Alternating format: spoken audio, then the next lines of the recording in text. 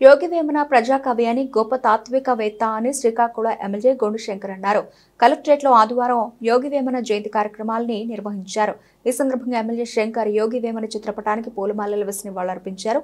ఈ సందర్భంగా ఎమ్మెల్యే మాట్లాడుతూ యోగి వేమన పద్యాలు ఎంత సరళంగా స్పష్టంగా అర్థవంతంగా ఉంటాయో ఆ పద్యాలకు ఉన్న ఆదరణ తెలియజేస్తుందన్నారు. విశ్వదాభిరామ వినరవేమ అనే మాట వినని తెలుగువారు ఉండరని ఎమ్మెల్యే చెప్పారు. వానకు తడవని వేమన పద్యం చదవని వారు ఉండరనే నానుడి ఇప్పటికీ ప్రజల్లో ఉందని పేర్కొన్నారు. పామర్లకు కూడా అర్థమయ్యే భాషలో పద్యాలు చెప్పి ప్రజల్ని వేమన మెప్పించారన్నారు. ఆట వెలదితో అద్భుతమైన కవిత్వం, అనంతమైన విలువ గల సలహాలు, సూచనలు, విలువలు, తెలుగు సంగతులు ఇమిడ్చారు వేమన అని వివరించారు. ఈ కార్యక్రమంలో జేసీ ఫర్మాన్ అహ్మద్ ఖాన్, శిర రమణయ్య, జిల్లాధికారులు, టీడీపీ నాయకులు పాల్గొన్నారు.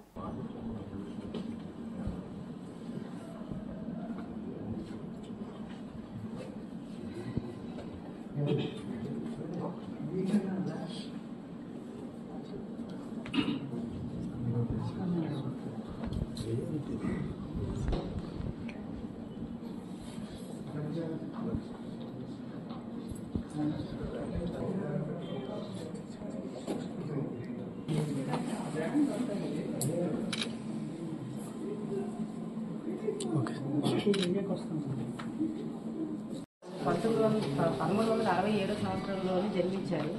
1478 సంవత్సరంలో మరణించారు. ఈ వేమన గారు కాపు కులానికి చెందినవారు మరియు రైతు కుటుంబానికి కూడా చెందినవారు. ఇతనిది 1972 సంవత్సరంలో భారత తపాలా శాఖ స్టాంపు కూడా విడుదల చేశారు. మరియు వేమన గారు నీతి ధర్మాలపై అనేక పద్యాలను రచించారు. ఇతను 17వ శతాబ్దంలో అనంతపురం జిల్లాలోని కదిరి మండలంలోని గోరింట్ల గ్రామంలో జన్మించారు. ఈయన అసలు పేరు వీరభద్రుడు. చిన్నతనంలోనే కుటుంబ బాధ్యత విడిచిపెట్టి మానవతా జీవనం ప్రారంభించారు. వేమన గారి జీవిత ఉద్దేశం ప్రజల్లో సత్యం, న్యాయం, ధర్మాన్ని వ్యాప్తి చేయడం ఇతని ఉద్దేశం.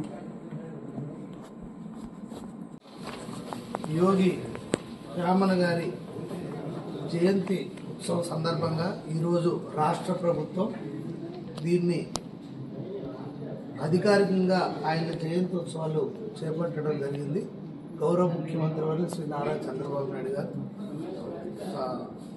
ఈ కార్యక్రమాన్ని చేపట్టమని ఆదేశించడం జరిగింది. దాని సందర్భంగా ఈరోజు కలెక్టరేట్లో ఈ కార్యక్రమం చేపట్టాం.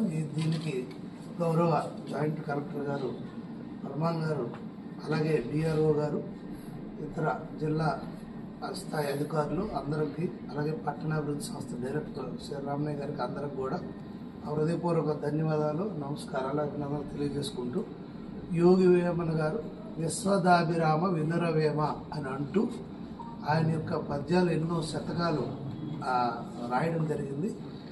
అది ఆయన యొక్క పద్యాలతో సరళమైన భాషలో అందరికీ అర్థమయ్యే విధంగా ఆ రోజుల్లోనే ఆయన సమాజాన్ని ఉత్తేజపరుస్తూ మంచి సమాజం, అలాగే మంచి మానవాళి ఇది ఏర్పాటు అయ్యడానికి ఆయన యొక్క పద్యాలు ఎంతో ఉపయోగకరం.